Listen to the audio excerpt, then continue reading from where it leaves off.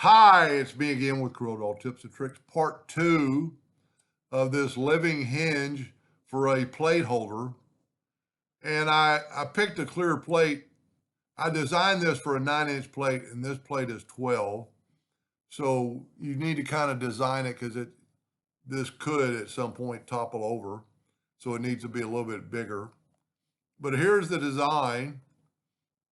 And I'd also make these lips a little bigger and a little taller. But if you'll watch part one, you'll find how to draw this. And this is a living hinge, and it's 6 by 1.75. Now, the good thing about this, you can take that living hinge and make anything you want to out of it. So we're going to design one this time for a 12-inch plate. I think the length here is good. So I'm going to take a rectangle and put it like right there. I'm going to go ahead and work in the center of the page. I didn't mean to do that. It came out really good. I didn't really do any testing on it. So I'm going to put that in the center of the page. And then I'm going to, if you look, if we measure this, I designed it for a 9-inch plate, and then I found this clear plate that was 12 inches. Well, I didn't want to do that. I want to measure it with a parallel dimension tool. So see, we got like 6.45. So what I would do is, like, if you're going to do a 9-inch plate, just take you a line and make it 9 inches long. But I'd really make it 8 because we don't need it all the way to the top. And I would put this line at I'm going to guess a 30-degree angle. And I'm going to hit P to put it in the center of the page. But then I'm going to move it up to that line and actually move it over a little bit. I got to have room for my 2-inch hinge or 1.75 hinge. I'm going to go ahead and hit the plus key and mirror that. And then I'm going to have it. So well, let's figure out a better way to measure this. For a larger plate, we probably want to make this a little bit longer. Let's make that with our ratio unlocked. Let's make that 1 inch thick by 12. And by doing this, we could place this here, put our nudge, make sure it's on that line. So let me zoom in here. And let's put our nudge factor on, let's do 2.5 inches. And let's nudge this in. So that's going to be our plate size. I'm going to hit the plus key, I'm going to mirror it, and I'm going to grab that one, and I'm going to nudge it in. You know, it probably doesn't need to be a 30-degree angle. Let's make it a 22.5. Then we'll have to kind of redo this. Let's just make this one 22.5. Well, let's start over. That's the 22.5. So now let's mirror this one. And, you know, it's going to be yours, so you can do what you want with it. But if we take that line and put it there and nudge it in, take this line and put it here and nudge it in, that's going to be our plate. Doesn't have to go all the way to the top anyway. But then we can put a line right in the middle and hit P. I'm going to elongate it by holding down the shift key. And this is going to be our writing surface. So I'm going to go ahead and put in the living hinge, and I'm going to rotate it back to 0. And I'm going to hit P. See, that's not too bad. So I'm going to go all the way. I need to go just to the bottom. Now, what is good about this living hinge, it's only that big. I don't think that's in the middle. It doesn't look like it's in the center. I must have moved it. So let's just nudge it up. Whoop. Well, that's perfect. Now, what's good about this living hinge, you can make it bigger. it doesn't affect the outcome of the bendable part. And let's just, you know what, let's just do this. Let's take this line and have it go right to there. That'll work. And you could do this probably 100 different ways.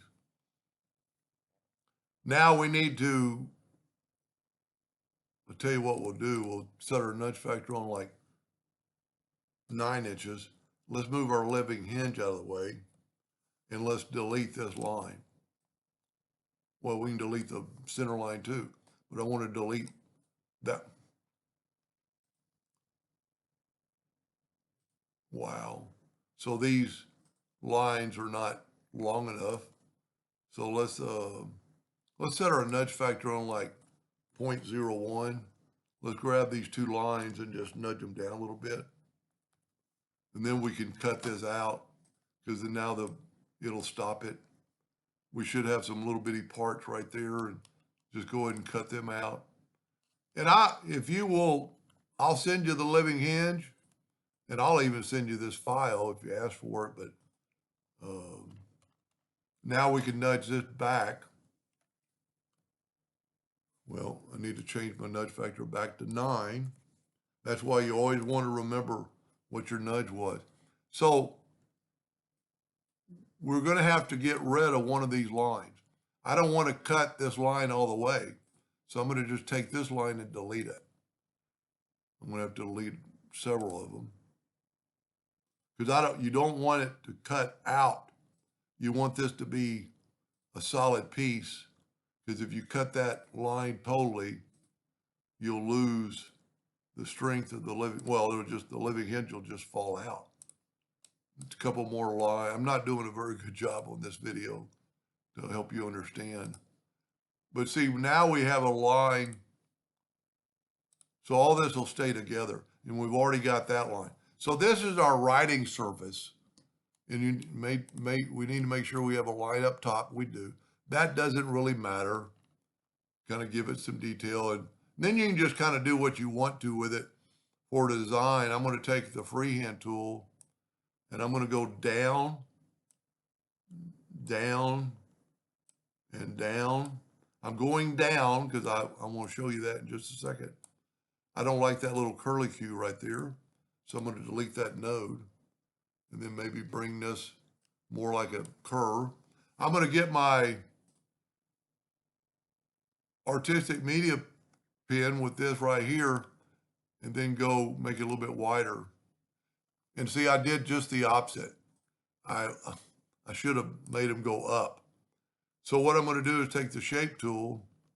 Well, what I can do here is select all these, grab the shape tool, right click and reverse the subpath. And I've got an extra node right there I don't like. Now we can take our artistic media tool and click on that, make it a little bit wider. And see, since they were all kind of together. And then you can play with it from here and, make this one bigger, make this one bigger. This is just the artistic part of it. Now we need to go for sure, take these and go up to object and break the 6 objects apart. And for a second, I'm going to make these an outline in red, make sure they're a hairline, and I'm going to take away the fill. And because we broke them apart, I can delete that line. See, if you don't, it really won't matter in this case, because if you didn't, I deleted the wrong line, it would just be extra laser time. We could actually bring that down there. So that's your graphic. And I see one more little piece of wood or piece of, which really wouldn't matter. Now I'm going to group these together. Control G, Control D to duplicate it and mirror them. And you could probably measure this, but it's going to be on the other side. And so it doesn't really matter. And you're done, with the exception of this right here. We need to put a plate. So on this one, I don't have enough lift. So what I'm going to do is take a rectangle. You want it a little bit substantial so we can hold the plate. And what we can do now is take let's take a 3-point curve line and go from about right there to about right there and just give it a curve.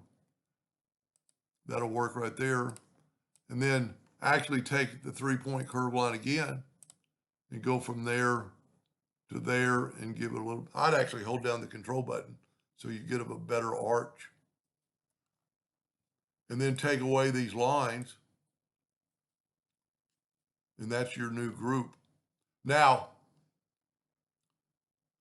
I should have done this earlier in the process. Because now what I can do is Control G to group it, Control D to duplicate it, and mirror it, and then put that right there, and then just delete these lines.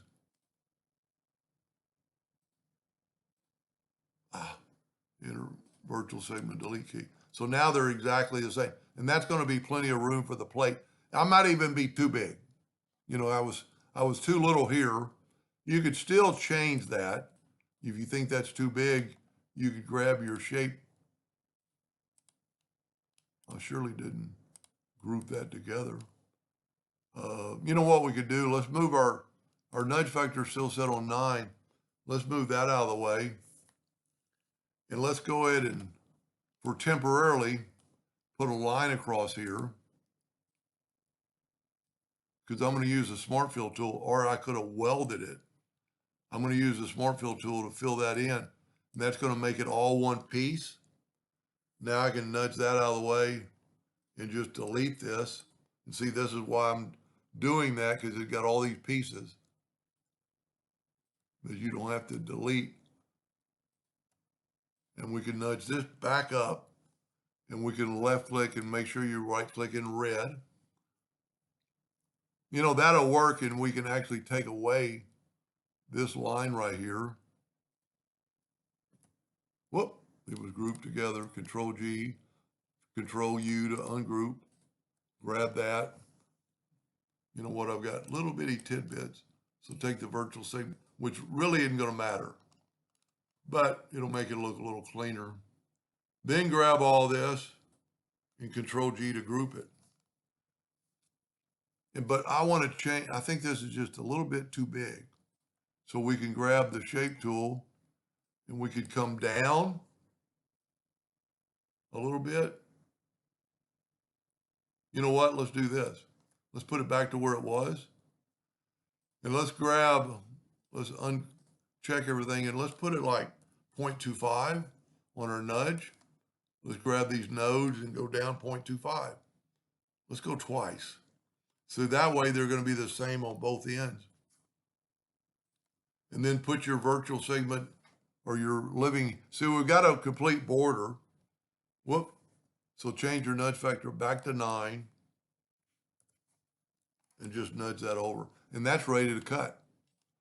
And this line needs to be cut because that way this whole thing will bend. And that'll make a pretty nice plate holder. I'm going to delete this one. I'm just going to save this one. Control G to group it. So if you like, I'm going to put my email at the bottom of the address, bottom of the video, and feel free to ask for it. But if you watch part 1, you can most definitely draw that very quickly. Well, that's actually the wrong one. I'll leave that on the file. That one would bend this way. So I'm going to do this. I'm going to Control U to ungroup. I'm going to get the living hinge and hit the plus key and move it out of here. And then I'm going to group this back. Control G. That way you'll have both living hinges. I'll take away the pictures. But it's a pretty cool side design. And so on this particular plate, it should have been quite a bit taller. So this one's quite a bit taller if we look. Now this thing is 12 inches tall. So it might be too big for a 12, and it can go past the plate. You know, there's no saying it can't. But if you want to make it shorter, just make yours shorter. Anyway, I hope that helped a little bit. Thank you for watching, and watch part 1 to learn how to draw that.